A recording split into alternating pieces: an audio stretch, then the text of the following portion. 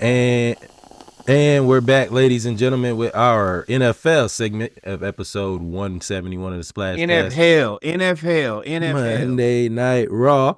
We're going to jump right into it. The Atlanta Falcons just defeated the Oakland Raiders. Barely. 15-9. Yes. We played the Oakland Raiders with no quarterback, a.k.a. Desmond Ritter, and barely won. 15-9, and had to survive a Hail Mary attempt, which, if it wasn't for Jesse Bates, almost got completed. I don't even know where to start with this team. This was well, first off, I'm sorry. That's my bad. First off, before we get started, we want to say shout out to Randy Moss. He has now said he is a cancer survivor. He had surgery. It was revealed that he had pancreatic cancer. I won't go into the details of it, but and he had to undergo some chemo radiation. We just correct. You, Randy, dog. We've been a supporter of yours. Hell, my entire sports life. You're one of the people who, when I play football, I want to grow up to be like. I am happy that he seems to be doing better. Of course, we're sending all the thoughts and prayers to him and to him and to his family. I can only imagine how difficult that is to go through and to have a parent go through it. So yeah, at the end of the day, man, that's what it's about. Yeah, man. So shout out to Randy Moss. We are so happy you're all right. And it was pretty cool seeing Adam Thielen show up today, showing love to Randy Moss in a classic throwback of Randy Moss's Minnesota jersey. As you know, Adam Thielen started off his career in Minnesota, where Randy Moss is a very prevalent figure in sports lore there. So shout out to Randy Moss. Move on to the Falcons. I don't even want to start there. I'm going to go here. The Falcons won 15-9 today. If you remember at the beginning of the year, before the draft, Terry Fontenot said, "We are now in phase 2 of my plan." Let me tell you, phase 2 is not going according to plan. Or maybe it is. I don't know. You may Jedi mind trick us. The Falcons have won their first game in the last 5 games. We started off 6-3. We are now 7-7. We are now a game behind the Bucks, even though we own the tiebreaker. And we played the Raiders today on Monday Night Football, and we did nothing to dispel the hatred of Thursday and Monday Night Football for having a bunch of mid-terrible games, because the Falcons were both mid and terrible today against the Raiders. As we did win, but I mean, Kirk Cousins, dog. You go ahead while I pull up these stats. Lord, I ask you to guide my words, my thoughts as we begin this journey. Start at the top. Raheem Morris, you're coaching poorly. There's no other way to put it other than you're just not doing a good job.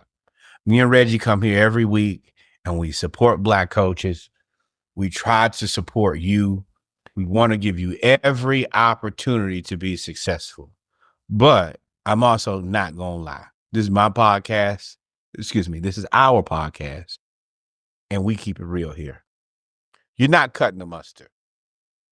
This was a win because you're playing one of the worst. If not, I say, I mean, I think it's a dogfight at the bottom between the Panthers, Giants, and Raiders, depending on the day. This is not a playoff team. This shows us we could have easily been 0-5. We were a couple plays away from losing to the Raiders with Desmond Ritter. So Raheem Morris, I don't think that you'll get fired this season, but I'll be surprised to see if you're still an Atlanta Falcons head coach at the end of next season, for sure. Zach Robinson, you stealing. You were supposed to be the hot shot offensive coordinator, and we thought that it was going to be, oh, well, man, he's going to do such a good job that he probably will only be there a year or two. Boy, you need to go back to like a passing game coordinator. You need to step back from wherever you are. This offense looks terrible. It's boring. It's simple. We don't run any play action. We run the least amount of play action, which is crazy because we're a team with 2 gifted backs. How you have 2 gifted running backs and you run less play action than everybody else is mind-blowing to me. So you suck, Zach Robinson. And I really wish that you had got that job at Oklahoma State instead of them extending Mike Gundy. I want you to hear that from the bottom of my heart and soul. I wish you were somewhere else, anywhere else than around my team. Jimmy Lake, you a scam too. We know it. You almost gave it up here at the end to Desmond Ridder. And let me tell you, we are uniquely qualified to tell you how bad Desmond Ridder sucks because we watched it all last year.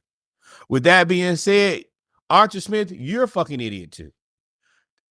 The opportunity to watch Desmond Ridder a year later, a year to develop and watch, and he still sucks this bad. I don't know how in the hell you thought that Desmond Ridder was the answer a year ago. He is terrible. And that's what you bet. That's what you hitch your wagon on. So, Raheem Morris, you just suck and probably going to be fired. Zach Robinson, you're terrible. Jimmy Lake, you're embarrassing. Desmond Ridder, hear me and hear me good. Get out of football. This ain't for you. This ain't your ministry. It ain't your plan. You know how they say this ain't the end of your story.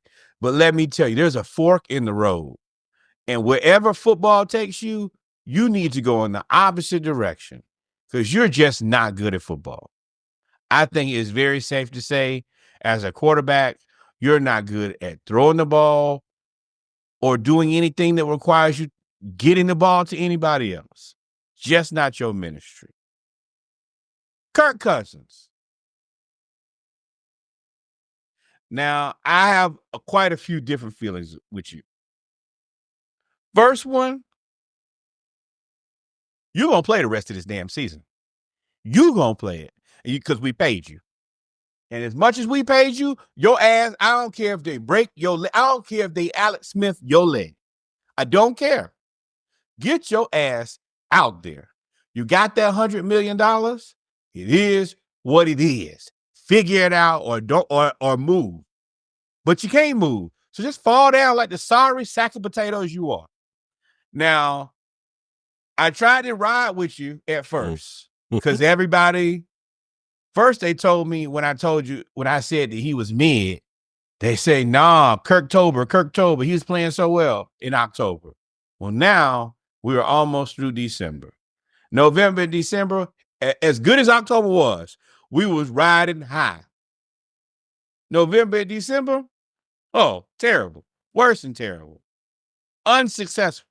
Bad. Let me tell you what you should do. You should go to one more team and steal $100 more million. Somebody's stupid enough to pay you. Somebody is dumb enough to pay you. But if anybody pays you, they dumb as a box of rocks. The only people I assume that will pay you will probably play Bill Belichick to coach college football. That's not my problem. Terry Fontenot. You need to start referring to Kirk as what he is. Dead cap space. You're gone. Whatever we owe you, we'll mail it to you. You're going to finish out this season, you're out of here. We don't even want you back. Now, shout out to Michael Porter Jr. Not Michael Porter Jr., Michael Penix. Shout out to you being a good soldier. I know you. I know when you know when you can sense a breakup. Oh, yeah, that relationship ain't going to make it much longer. I'll be your man any day now.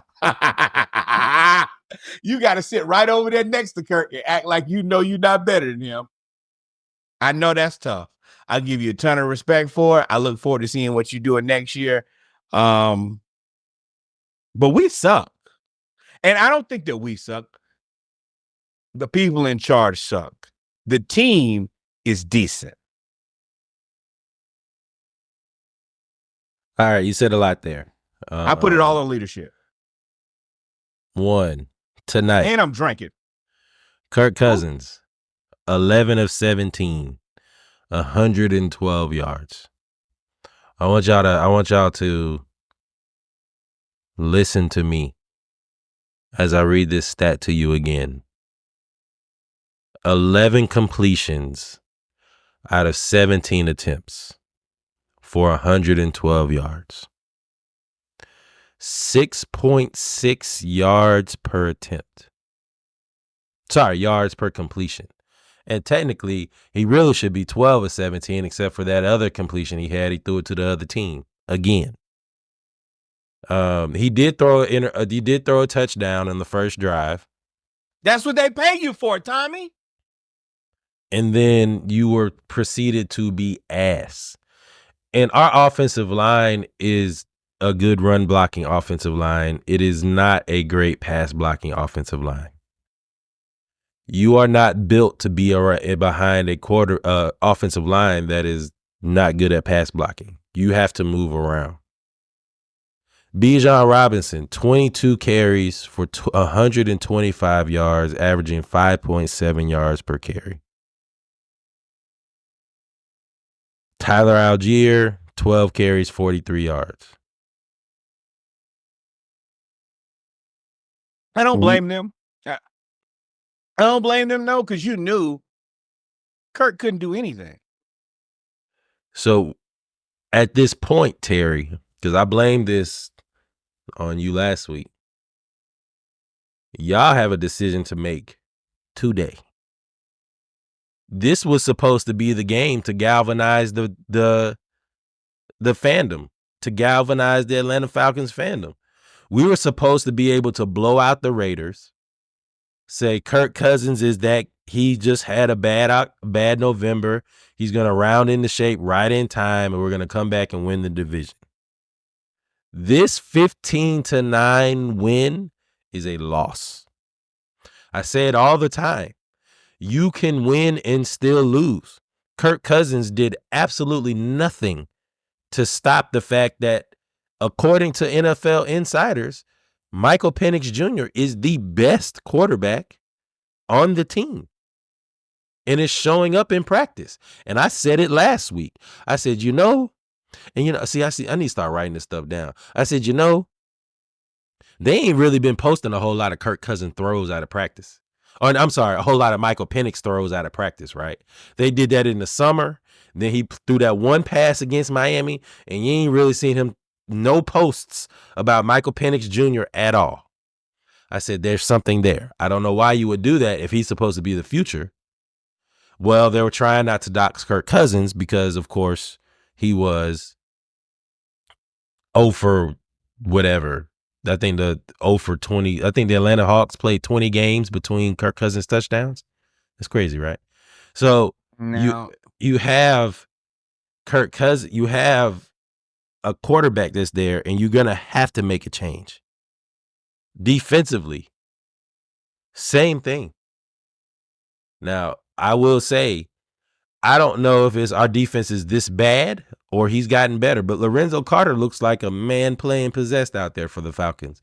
And he was not good anywhere since Georgia. I mean, they're very similar. They're in a very similar situation. Like I told you, I would send 8 people every time in Desmond Ridder and see if he could just throw the ball off his back. They blitzed Caden Ellis he had 11 tackles today. Caden Ellis. Desmond Ridder sucks. Like bottom of the barrel NFL quarterback. And so for me, yeah, it's not a chance. I'm not concerned about him beating me anywhere except for on the bus. So, but the fact that it came down to the last play of the game against a team that is mentally and emotionally out of it. Whose and they have Desmond Ridder quarterback. The fans are saying tank. They had to be at least mildly concerned that we was going to trick off the tank. We barely could do them the favor. Think about how bad you got to be to barely be able to help people tank. Yeah. So this team is ghetto. Terry Fontenot, you defensively, we're at Jimmy Lake. We're having too many defensive lapses in the secondary. And it's crazy because they don't even throw the ball to AJ Terrell's side. They ain't thrown the ball to his side in like 4 games. They find out wherever that's the read. Hey, point him out. He over there. We're going over there. You need to stagger him and Jesse Bates. You can't put them on the same side of the field because they just go after Justin Simmons and whoever the other corner is. Luckily for the Raiders, they only have a tight end and a wide receiver, so he could travel a little bit more. But Jimmy Lake, bro, this may not be for you, big dog. No. You better hope Braylon Trice turns out to be one of the best pass rushers in the league when he comes back from his torn ACL. And you better land somebody. But this defense getting pressure, I'm over this, man. I'm over it. All of this. This is bad. Throw everything back. Start over.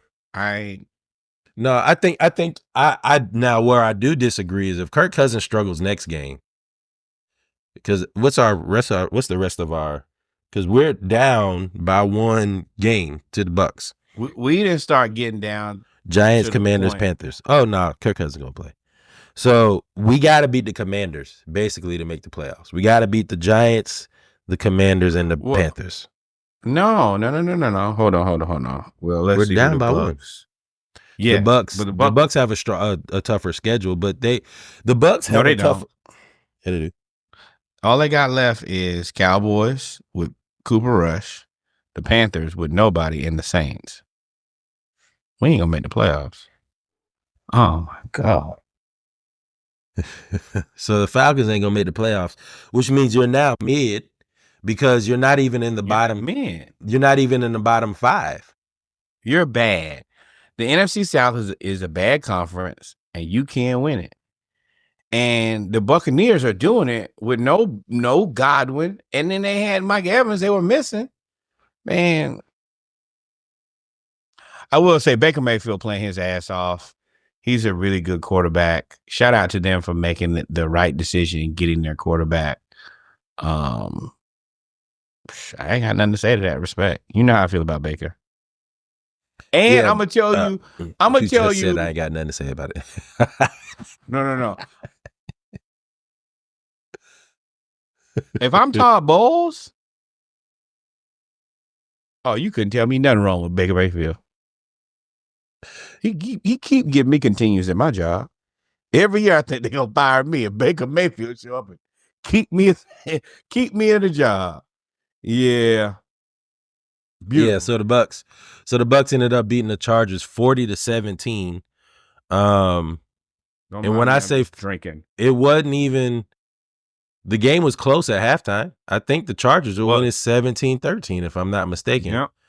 And then Mike Evans just decided to say, game over. Him and Baker Mayfield have developed that chemistry to the point where the same defense that picked off the Atlanta Falcons 5 times gave up 159 yards and 2 touchdowns to Mike Evans, while also giving up 117 yards 223 yards rushing total.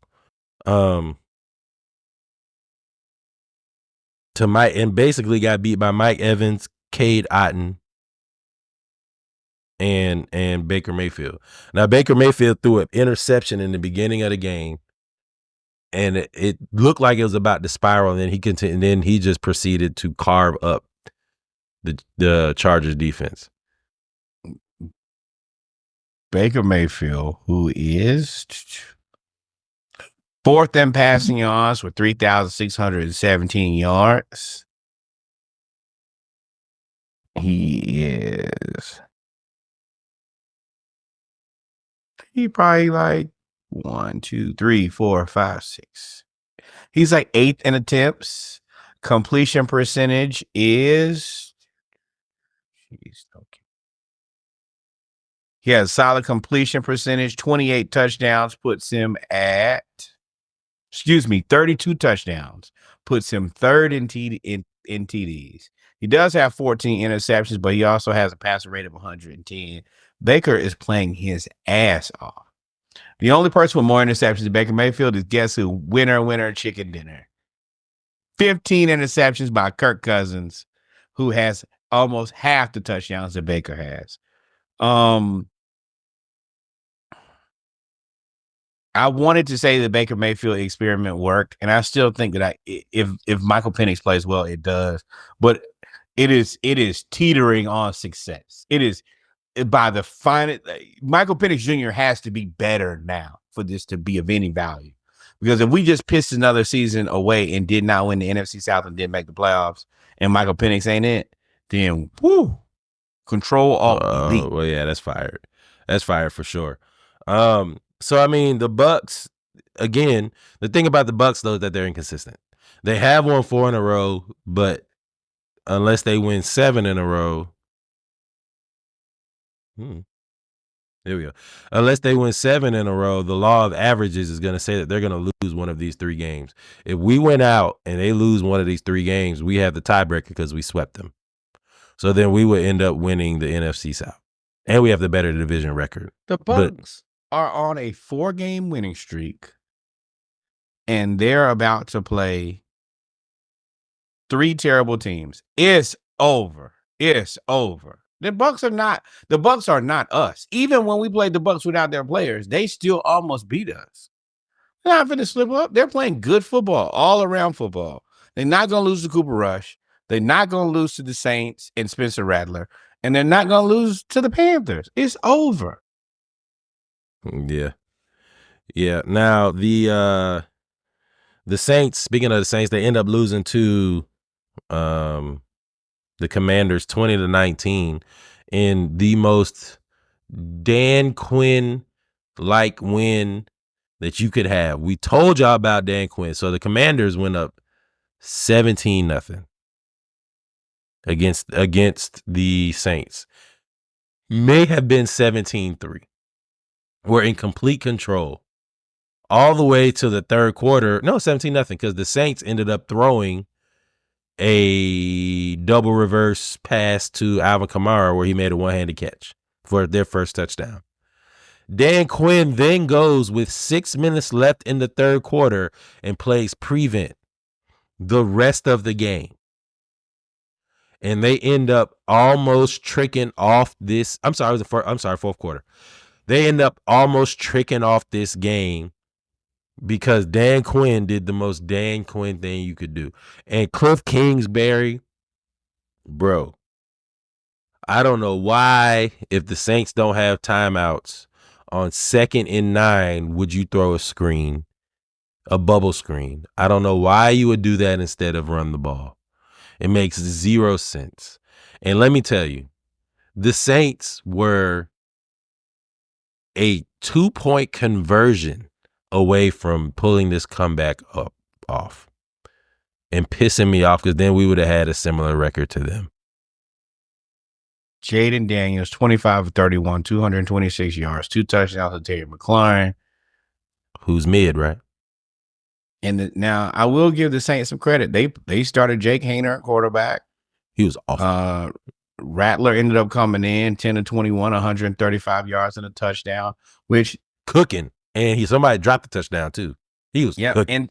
And that's what we said about Spencer. He's probably a project, but if you develop him and what you paid for him as far as draft capital, he could probably be all right. Then of course they had the tricky clock issue, which is surely something. Dan Quinn was 38 hot about that too. I thought I was tripping because I watched it. I was like, hold on. So when he gets, why ain't the clock clocking? Yeah, like when he gets tackled, it's 10 seconds left, and then the clock just stopped. But the play clock was going. So the play clock at 40 stopped. And the play clock read 9 seconds off. And which means if you ran 9 seconds off the play clock and there were 10 seconds on the game clock, it should be only 1 second left in the game. If that. Because really 39-9. So it could have been 0. And I was telling you, I think I texted one of y'all. I said, if the Saints win this is the most voodoo cheating crap I've ever seen. And the thing is, you know what happens when somebody who's a conspiracy theorist finally gets one of them right? It means that every other conspiracy theory that they had is now right, that you just ain't proved it to you yet. I said the Saints be tricking with the clock. I've been saying that for years, and nobody's believed me because, you're a bitter Falcons fan. Fair. I don't like the Saints. I could be making stuff up. But this, to me, validates every other time I said that. I was like, no, the Saints clock, it'd be stopping for no reason when they get a first down like we in college. It'd be doing that. Or when they trying to get a game-winning drive, or when if they're on defense, the clock continues to run when somebody go out of bounds. Like, it's stuff like that that always happens with the Saints. I notice it because I'm a Falcons fan and I see it. I'm sure it happens other places. Like, I know it happens with Kansas City because everybody hates Kansas City. But man, this is so validating for me to be like, yo, there's no way that this happens. Yeah, it surely looked funny. Looked too funny. But I also believe, and I've said it all season, I think the Commanders are moving in the right direction, but the Commanders are surely a team that can be had. It's the same way I kind of feel about the Steelers and the Eagles. They're okay on certain days, but also I wouldn't give my money. Not about the Eagles, but I understand it. Now the Commanders, I told you what the Commanders were. They're a Dan Quinn team. They're about to change the culture. They're going to come in second in the division, and they may mess around and win the division next year, and then the bottom's going to fall out. It always happens. That's what's going to happen. Shout out to T-Mac and Vince. Well, first off, the Bills beat the Lions, the number one team in the league, if I'm not mistaken. The Bills beat the Lions in Detroit, and scored 48 points, 48-42. Before the game, it was announced that T-Mac and Tracy McGrady and Vince Carter became part of the ownership group there. So shout out to them as well. Josh Allen accounted for, I think, another 5 touchdowns, I believe. Maybe 6. 5 or 6. I told you about the Bills before. They are one of the teams that you really can't find a weakness on that team from what you've seen. If there is one, it would probably be the cornerback position, but they made moves at the trade deadline, if you remember. So, I mean, they are a strong team. Josh Allen is playing out of his mind. That is really it. He's playing otherworldly. It felt like to me, and maybe I was wrong, but he was playing. It was like a slow play, but as the weeks have gone by, he seemed to get better and better and better. And the last 2 weeks, they've scored 40 some odd points in 90 points total. Now, I will also say, cautionary tale, if y'all watch Cam Ward play all season, that that's cool when you're scoring all those points, but their defense is also giving up a ton of points. It is a situation where it's good for right now, but surely that defense has to be looked at. You can't give up 40 points a couple weeks in a row before somebody says, hey, man, that's I think the Lions are going to score 40 points regardless. I think with this defense, especially with the Lions and the Rams, with the way that Puka Nacua and Cooper Kupp and Matt Stafford are all playing, they're going to score a bunch of points either way. Other than that, they hadn't really given up more than 21 points. They 27 to the Dolphins. They only gave up 21 points or more twice. 10 points, 10 points, 10 points, 20 points, 20 points, 10 points, 10 points. Dolphins 27. 21 to the Chiefs, 20 to the Colts. They're averaging less than a touchdown a quarter outside of those 2 games. They don't have a big weakness on this team. And the fact that they can now run the ball, they done found another back. They had James Cook, who had, I think he had almost 100 yards and score. But then you also have, who was it? Ty Johnson, who had 5 catches for 114 yards out of the backfield. He's a dual threat guy. Like, they keep finding these dudes. Now, I will say they did play the Lions, who have lost literally everybody. Like when I say they've lost everybody, I have never seen a team lose their entire defense like this. Not like this. Not like, I think they got 16 players on IR after this week. Defensive players. That's not Jahmyr Gibbs and David Montgomery going down. I just saw this was posted a few minutes ago where they got like this Sonic and Knuckles picture where they both posted after both of them having big injuries. I don't know what to say, man. I don't want to say that Detroit is cursed, but damn, man. Like I'm rooting for them. My team is clearly a flaming bag of garbage. So yeah, let's release Detroit from their shackles. But damn. And they got everything won. They got broken leg, knee, broken jaw, hamstring, neck, tibia, pectoral, tricep, Achilles, shoulder, fibula. I feel like I'm in human anatomy and physiology class. Like they got all of forearm. I'm sorry, I didn't add that in there. Hamstring. They have all of these injuries, and then they lost David Montgomery to an MCL. Like, and now what I don't believe is that y'all up here trying to blame the coach for this. You can't blame the coach for injuries. How? Link it to me. Make it make sense. What do you think that Dan Campbell is doing? Dan Campbell is honestly one of the few guys who I believe would get his own ass out there and play if he could. I think if y'all said tomorrow, hey, Dan, we're going to give you some shoulder pads, he'll be out there. I definitely believe that. Now, what's interesting is there was a report came out that Vegas says that they don't like the Lions, and Christian Cipollini, who is a BetMGM trader, said the Lions winning the Super Bowl would be a huge problem for us because they have, I think all the odds were, they were 12-1 last week or 2 weeks ago, and everybody was amazing. And now everybody's hurt. But it's just interesting that Vegas would come out and say, yeah, them winning would be a problem for us. Because if they were to ever lose on a controversial call in the playoffs, there's your scapegoat right there. Yep. 35, 45, 55 is so. The Lions, it's just unfortunate for them, man. It's so unfortunate. Why, man? As you get the update from Bleacher Report, his cousin washed and dry. Fold them up. Oh, that's exactly what that was. His cousin's watch. Mm-hmm. Yes. That's why they going off to they going off in the Falcons chat. Eagles beat the Steelers 27-13 at home.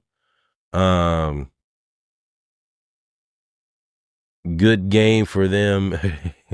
Bleacher Report is petty for the winning graphic, which was the Eagles listing in the future.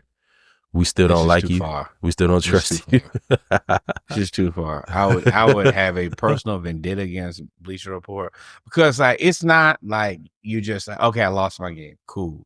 But the actual, like, y'all know that this involves my lady. This involves kids. This is too far from me. I would take this person. And so for the audio experience, it's a graphic of the Eagles, cartoon graphic of the Eagles listing this "We Still Don't Trust You," holding the album cover of Future and Metro Boomin, and Russell Wilson running away with his ears closed. Somebody said the graphic design team needs a demotion and promotion all at the same time. Yeah, I have, man. See, that's the type of stuff that gets people slapped. Yeah. Yeah, it is. Now, one thing about watching the Steelers is Mike Tomlin is always going to give you some type of meme or whatever. So Mike Tomlin was getting that's what he meant. Mike Tomlin was getting a explanation from a referee about a controversial call, and somebody who can read lips put the caption up and said Mike Tomlin told the referee, "Hey man, get the F away from me." And that's clearly what he did. Man, get him. Get the F away from me. It be like that sometimes at your job where you gotta just tell them, hey, just best thing you do is just not be where I'm at. Just be somewhere else. Just leave me alone because we don't have nothing to talk about. You're not trying to make sense. They did go ahead and clinch. They are in the playoffs. Congratulations to the Steelers. I do think that the Steelers and the Eagles, even though it was a sizable advantage to the Eagles, I think that these are two teams both can be had. Just something there I don't trust in both of them. The offense on the Steelers looks like the offense I believed it to be. Looks like the Arthur Smith special. And they're delaying the inevitable.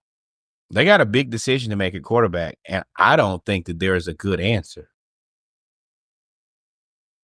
There isn't. And as much as we're not in the best situation to be pointing and laughing and making jokes, I don't envy them at all. That is a problem, a sure problem with no good answers. Yep.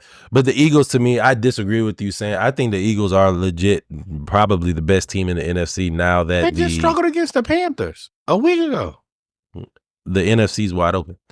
But what I'm saying is because the Lions, to me, it was the Lions were the clear-cut favorite, but they literally have 20 players on IR, literally, which I've never seen. We just talked about it. 20 players on IR, and Jared Goff is an MVP candidate, but there's only so much you can do.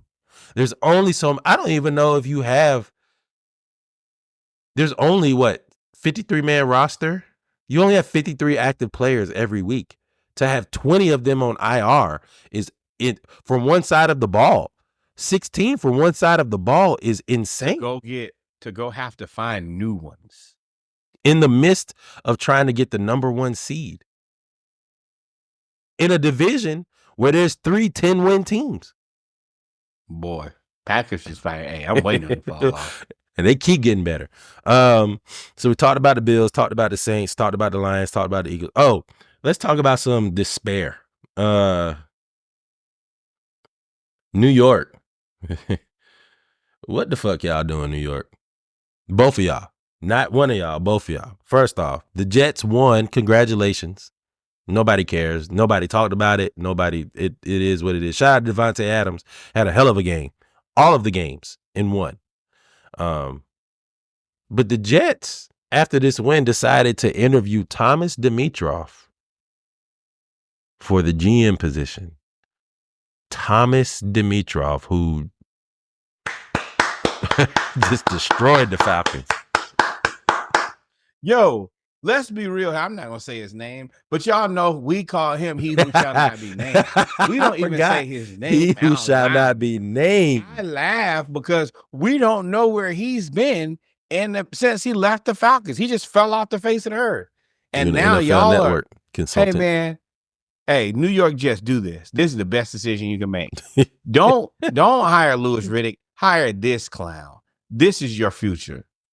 Thin lip, sorry sack of shit. And then on the other side of the turnpike, the Giants have now had, it wasn't even a disrespectful sign before where they said sell the team. It was more of Mr. Mara. They called him Mr. Enough is enough.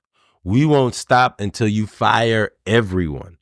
And you can't argue with them because you allowed your president and GM and assistant GM to trade to trade Saquon Barkley.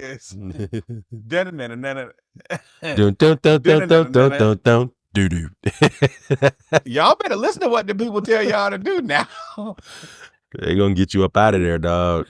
They're gonna stop what I tell you earlier, when you affect the bottom line, when they stop coming to the game because y'all are so bad. Because y'all gonna mess around and get Mario. Too soon. Malik Neighbors. No, I had a Luigi. What? If they said in that mess, we won't stop. What are they saying that they won't stop? Don't find out on the next episode of Dragon Ball Z. Yeah. Nah, they ain't gonna do that. But hey, the Giants are especially with losing Dexter Lawrence. Like Dexter Lawrence was like the hope, and Malik Neighbors, both of them were the hope. But then concussions, torn pec, torn tricep, off the field stuff. All of a sudden, The Giants, I mean, they really got a clean house. And then Jerry Jones, oh, stupid ass. Disinfect. When I say disinfect, everything must go. And when I say everything, all of y'all. Leadership. Unfortunately, in leadership, you can't always clean house like the Cowboys. Cowboys should clean house. But Stephen Jones says the Cowboys will be limiting their spending again this offseason, and their budget is really, really tight. The thing is, by him saying this, normally I would say, oh, this is a great chess move, thinking that we're not going to go after anybody, then we're going to go under the table and get we're going to sign a free agent for, a steal. But the Cowboys have proven to be inept. I think that they are telling the truth. They are giving their hand away. We are not going to spend a lot of money. We just signed Dak and CD, and we have to sign Micah Parsons. We're not getting anybody. We're not spending any more money after that. I think that's for real. I think the Cowboys, until some changes at the top happen. I think Micah's out. I think the Micah's out. I think they paid Dak. I think they paid CD. I think they're like, well, we got one chip left. Let's try to Herschel Walker this thing. Wow. So you think Micah Parsons is out? We are now going to have this discussion. I did not plan to have, because I thought you were going to say Micah Parsons is a Cowboy for life. If Micah Parsons is out, and hey, peace to Nick Chubb. He broke his foot. It's tight. We love you, bro. Well, I love you. He didn't really know Georgia fan, but you're a good guy.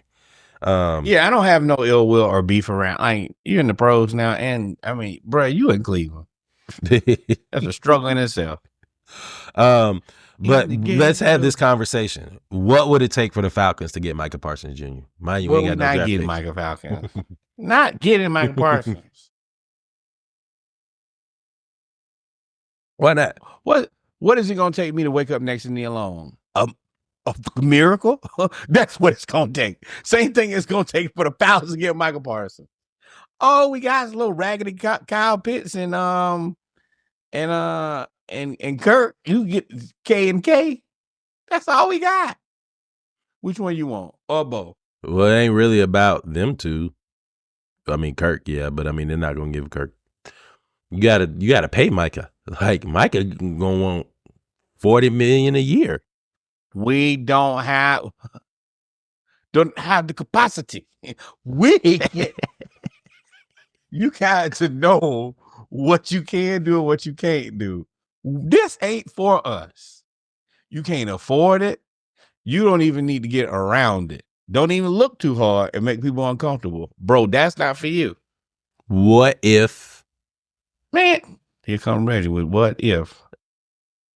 We trade Kirk to the Giants for pennies on the dollar. You give us a 5th round pick. Don't matter.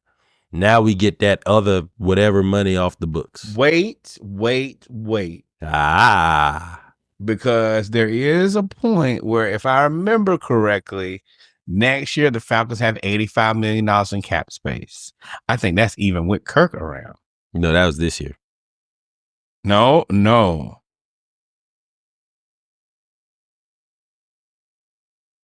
We could talk about it.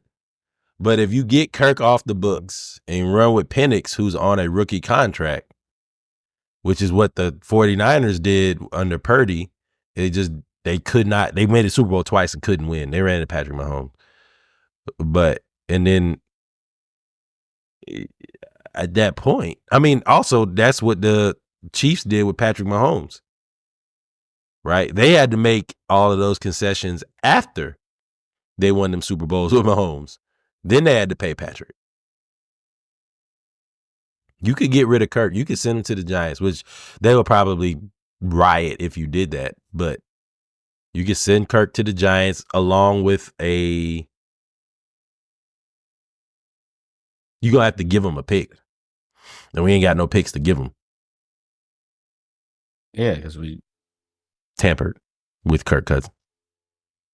But if you get Kirk off the books, you could then go after Micah. Now, that would make me they would draw me back in again, bro. Then I'd be like, oh my God, the Falcons gonna be doing this, that, and the third. But I mean, Micah Parsons would be absolutely insane. Oh, the Atlanta Falcons are navigating a challenging salary cap situation as they project to have $8.5 million in cap space with a top-heavy roster. Ooh, and we have the third least amount of players under contract. Yeah, Kirk, you are out of there. So maybe we can't get Micah. But if Micah's out of there, that's kind of scary. That's kind of scary for Dallas and what they're gonna do. And it's also stupid. Your Colts lost. Your Colts lost 30-7, 30-13, 31-13, right? Let me make sure. Now, Jonathan 31-13. It was 13. It would have ended up being 19-3, 20-3, because they were up 13-3. Jonathan Taylor dropped the ball celebrating before going into the end zone. Became a touchback. The Broncos go down and score. Becomes 13-10. The next drive, they run this stupid ass Shane Steichen, bro. What play call was that? That trick play call to go to Adonai Mitchell, AD Mitchell, shout out UGA, and then throw it backwards back to Anthony Richardson, and it got picked off by Benito for a pick six. And all of a sudden, instead of 20-3, it is now 17-13. Then it's 24-13. Then it's 31-13. Anthony Richardson ain't supposed to throw the ball 38 times a game at this point. Not against the Broncos. They got the best cornerback in the league. and this is the thing. Bo Nix had 20 completions for 130 yards. His average was 3.9 yards per completion. 3 touchdowns, 3 picks. Boy, he 3 picks. Lord, so much for offensive rookie of the year. Where is he? Who else? What that mean? Yeah. But yeah, this is, you got too many teams that are putting too much responsibility on their quarterback and then asking their quarterback why they lost. I don't think they put too much on Anthony Richardson. How many interceptions did he have? 2. But what? Throwing the ball 38 times, he gonna throw 2 picks. He's supposed to throw the ball 38 times. Yeah. No, Kirk Cousins just threw the ball 17 times in 4 quarters. I don't even. Yeah, he still threw a pick. Yeah. That's just. Oh my God, that ain't it. All right, let's get to the other news. Other news. Tua said he got shooters. I like that. I like that a lot. So and I think the rest of y'all should get some shooters. So basically, what he's saying is there's been a string of break-ins. I think 2 Bengals players got broken in. I think a 49ers player. Joe Burrow. Joe Burrow was visibly. Joe Burrow. If you got any questions about who Joe Burrow is, he's very authentic. Very authentic about where he's from. He's like Christian Laettner. And I think Tua got hit too. And I think after Tua got hit, his wife, fiance, whatever, I don't know nobody's relationship status, but he got security at the house. He has security with him, and then he has, I get it. If you're a robber or whatever, you maybe, it's one of those situations where I'm watching him play the football, so I know he's not at home. But he very much so alluded to he has armed security at the house even when he's not there, and if you do it, you should think twice. I think he said that because I think he feels very confident. They ain't gonna miss. They not gonna miss twice. And you should assume that if I'm there, I'm not gonna miss either. Yeah. Now, being in Miami, that's, I don't know if I'd have said that. In Tuscaloosa, I'd have said it. What you mean? You remember that time old boy ran over that dude with his Rolls Royce and he didn't go to jail in Miami? I also know that they ran into Sean Taylor's house too. So yeah, but Zoe Pound and all them ain't no joke, bro. I understand that. But also, he letting y'all know it ain't finna be. I think he's making it clear that it ain't me that's gonna do the shooting. It's somebody in there with that rat-a-tat-a-tat. And you get in there playing if you want to, he will shoot and he will not miss. That person is employed to shoot first and second, and then let somebody else ask the questions once they scooping you off the ground. Hey, come down here and identify him. You got somebody. Go ahead and walk on out. Don't even think about it. As soon as you walk there, just turn around, walk on out like Devondre Campbell. Devondre Campbell walked out on the 49ers mid-game, third quarter, pulled a Vontae Davis. If you remember, Vontae Davis retired at halftime when he played for the Colts. Kyle Shanahan announced Niners are moving on from Devondre Campbell. They said Campbell would not sub in for Dre Greenlaw in the third quarter and then proceeded to leave the field mid-game. Dre Greenlaw came back from an Achilles tear in the Super Bowl. And he played. And then Dre Greenlaw, of course, when you first came back, your Achilles is stiff, or it's tight or whatever. And Devondre Campbell refused to go in. He has now been suspended 3 games. The 49ers were so mad. Players, but also front office said that we're not going to cut him because if we cut him, we got to pay him. We're going to suspend him without pay for contract detrimental to the team until the end of the season, and then we're going to cut him. I have mixed emotions about this. Part one is, I'm petty, so I would do the same petty thing. You walk out of here. Yeah, I'm not paying you. I'm not paying you to be at home while we're struggling. While the 49ers are in a spiral, in a tailspin. Now, second worst injured team. Yeah, I do know an NFL player that told me that he had he had been having a great week of practice. He was on first team. He invited his whole family out. Everybody is excited. And then he went from first team to don't dress out. And if the team does that, then nobody says anything. And that was going to be my point. It was like, there's something, this is too one-sided of a story. There's got to be another side to where he felt, because Devondre Campbell was also on the Falcons team when we sucked. And he showed up every time. Yeah. And he's been on other even in the Packers. Being on a bad team, yeah. Even with the Packers, he showed up when they were struggling every single time. So for him to do this, which is totally out of character of him, we have never heard of Devondre Campbell being a cancer in the locker room, not being professional ever. And then for this to happen, I was like, there's another side to this that we don't know. So for you to say that confirms my hypothesis. I was like, bruh, Dre Greenlaw just came back, which means he didn't play the whole game. Well, I'm gonna talk about a thing, and then I'm gonna wrap this up. So the first point is also, remember when Deion Waiters was on that Cavs team and they was about to play in Philly, he invited his whole family out, and then they traded him in during the Star Spangled Banner. Yep. Like teams do that, and then it's like, oh, it's the business. The hell it is. My whole family here. What you talking about? It's the business. You knew my whole family was here. The unnamed football player, the same thing. Bro, I invited my whole family out here. I did actually bought these tickets. And then I go from starting to don't dress. And I'm supposed to just eat that. So, coaches will tell you anything. And then specifically, we've also been on a team and you be looking at the dude like, this dude clearly hurt. But y'all gonna put him out there because that's what y'all want to do, because the teams have agendas. Kirk Cousins.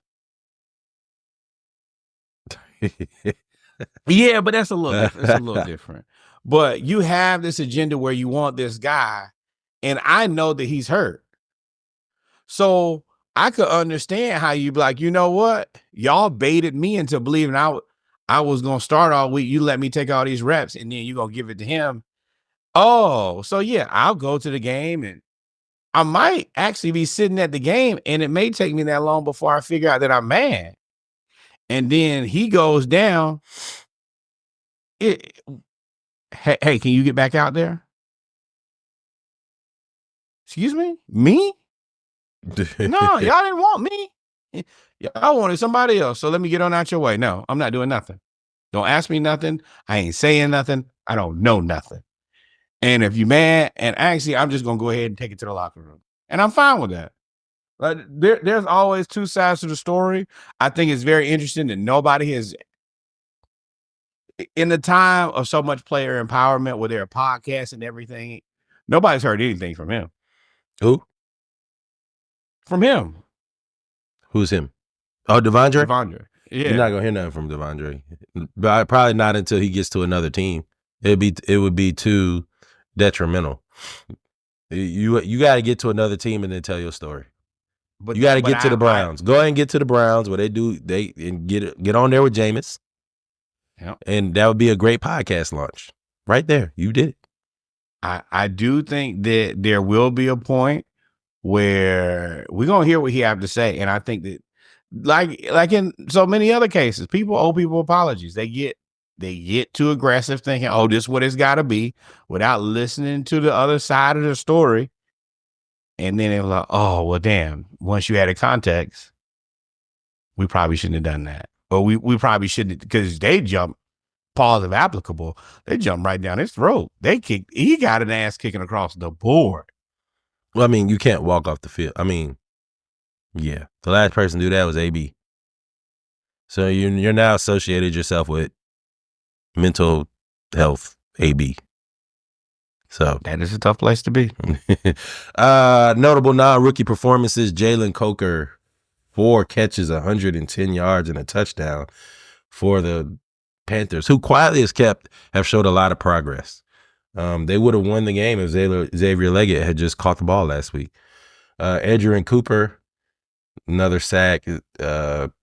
Steelers offense just keeps plugging in offensive linemen. Malik Neighbors, 10 catches, 82 yards. And Marius Mims finally got his start, 38 pass snaps, 0 pressures. UGA, shout out to you. Jalen McMillan went crazy, 5 catches, 75 yards. Roger, my guy from Baltimore, 29 catches. Chop Robinson, a sack and a half. And Brian Thomas Jr., 10 catches, 105 yards, and 2 touchdowns. And I'm trying to tell y'all right now, let's go ahead and Malik Neighbors and Brian Thomas Jr. are good with a quarterback, without a quarterback. Find them a quarterback. If you can do anything, find them a quarterback. Leave those franchises. Leave.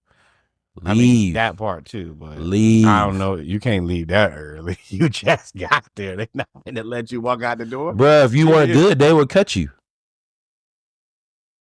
You're right. You're right. I'm not saying that you're wrong, but this ain't gonna work like that. It would be nice though. All right. Brian Thomas Jr. is leading rookies in catches and yards. And remember, that's not Trevor Lawrence. You're down there with it's another lottery pick in McCorkle. Mac. No, McCorkle Jones. Yeah, that's his. Mac is short for McCorkle. McCorkle is terrible. Hey, y'all talk about black people names, bro. That's his like great granddaddy name or whatever. But yeah, McCorkle Jones. No, that's something you should be trying to tell everybody neither. So it's gonna be. These rookies are playing well. I would love to see. Malik Neighbors was in New York playing catch with Shador Sanders after the Heisman or before the Heisman Trophy ceremony. Something's got to happen. Somebody got to shake. Somebody got to get a quarterback. Hell, we could send Kirk to Jacksonville. Go ahead, bro. You go there too. Retirement. You can just get your little vacation. They can't take that. What you gonna do with Trevor Lawrence? I don't care. I just want Kirk gone. That is true. Playoff picture. Detroit still the number 1 seed. Philly creeping up at number 2. Tampa freaking Bay is the number 3 seed, with the Rams being the number 4 seed. Quietly, it's kept the Rams may end up getting to be the third, may end up being the The Rams are pretty good, but they're going to end up being the 4th seed. And then Minnesota, that's what sucks. Minnesota and Green Bay are going to have the 3rd and 4th best record, but they're going to be ranked 5th and 6th. That's tight. It's tight. But that shapes up for a fun NFC playoffs, though, because I don't think there's a clear-cut favorite. I think Tampa Bay could walk all the way to the NFC Championship game. Man. And Baker know how to get done, bro. Baker knows how to be the underdog. As long as they're the underdog, Baker gonna play. Once they become the favorite is when Baker fuck up. But as an underdog, coming from SMU or Texas Tech, or wherever he started from, SMU, Texas Tech, then going to Oklahoma. Yeah. He was at SMU for a little bit too, though. Then going to Oklahoma as a walk-on to get the starting job. As long as Baker's the underdog, Baker as he got something to prove, he gonna cook you. He is the epitome of the Napoleon complex. But as soon as he gets to like he's favored and there's expectations is when he folds. But we'll see, man. Him going to Los Angeles and him being humbled. Boy, Cleveland. Shout out to you, Odell Beckham Sr., for releasing that mixtape or that diss track about how bad Baker is. You've been boo-boo. Your son been boo-boo, and Baker has ascended. No, the Cleveland Browns deserve that. They had their quarterback sitting there and threw him away. Yeah. And blamed him and threw him away. AFC. Why? The Chiefs, I don't know. I don't know what to make of the Chiefs. It's Patrick Mahomes. I believe in them. They're the Chiefs. It's Patrick Mahomes. I believe in them. I don't care. They can win every game by 1 point because they did it last year and won a Super Bowl. So I don't care. This is the thing about this is, Denver and Pittsburgh both scams. Then you look at the Texans and Baltimore like, damn, why they got to play against each other? That's like Ohio State and Tennessee and then Oregon. Like, bro, don't do that. Split that up so we can get some good. Clearly Ohio State, Oregon, and Tennessee. And then you got Georgia, a.k.a. the Buffalo Bills down there like, we got to play the Chargers. We can beat them. They just got to beat 40-17. All right. Now, also, dog, them Chargers, Justin Herbert, he finally threw him an interception, but he at like 15-2 now. He don't turn the ball over. We are at game 13, right? We 6-7. We at game 13, and you've thrown 15 touchdowns. He also has not thrown the ball to any. Also, Kirk Cousins thrown 13 interceptions. He's also thrown more touchdowns. What I'm saying is, if you throw 15 touchdowns in 13 games and no turnovers, you're a push. You are a game manager. That's exactly what Jim Harbaugh wants. Now, but I think Buffalo would be too overpowered for the Chargers. Now, the Chargers could play a hell of a game of defense, but again, also looking at this bracket, let me scroll down so y'all can see what I'm talking about. Also, with this bracket, in this case, Buffalo has home field advantage all the way to the AFC Championship game to play against Kansas City as the number 2 seed, which means Los Angeles, Palm Tree Chargers, you got to go to Buffalo in December to play. Ain't gonna be fun. But Baker's crazy enough to like be cool with that. Baker? I said the Chargers going to Buffalo. You're right. I'm confused. All right, ladies and gentlemen, we come to the end of the football segment of episode 171 of the SplashCast. We are going to take a couple seconds, and then we'll be right back to wrap it up with basketball. Going to talk about NIL again. We'll talk about NIL again. Then we'll do Hawks talk, followed up by the 76ers, New Orleans fire sale, the Warriors and Braun forcing the Lakers' hand. Y'all stay tuned. We'll be right back. Tomorrow. That is just for recording purposes. We will see y'all tomorrow, 9 o'clock, same time, and we'll do our basketball segment. Peace. See y'all. Until next time. What should they do? Like, follow, subscribe. Thank you, my friend. Be here for it.